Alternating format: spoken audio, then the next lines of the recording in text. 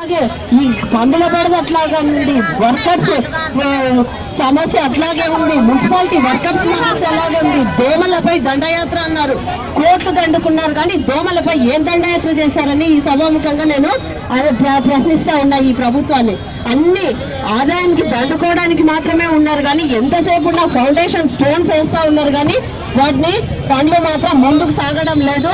కాబట్టి ఈ ప్రభుత్వానికి చిత్తశుద్ధి ఉంటే తప్పకుండా స్మార్ట్ సిటీ చేస్తాము, ఫస్ట్ మొదట్లోనే చేస్తామని చెప్పడం జరిగింది. ఈ రోజు కూడా దాన్ని మూసే లేదు.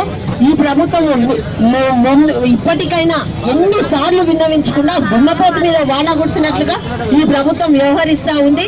అది నీళ్ళు వచ్చినా కానీ రంగు నీళ్ళలాగా ఉన్నాయి.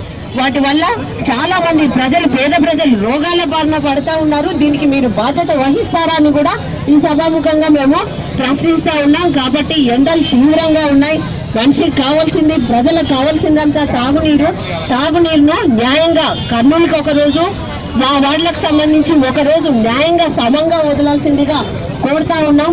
ఈ రోజు ఇంత పెద్ద ఎత్తున ఈ ధర్నా కార్యక్రమానికి విచ్చేస్తున్నారంటే తాగునీటి సమస్య ఎంత తీవ్రంగా ఉందో దీన్ని బట్టి మనకు అర్థమవుతా ఉంది.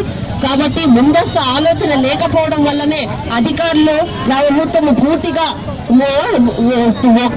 విఫలమైందని ఈ సభాముఖంగా తెలియజేస్తున్నాను. కాబట్టి ఇప్పటికైనా, ఇంకా జూన్ లో వర్షాలు వచ్చేంత వరకు చాలా టైం ఉంది.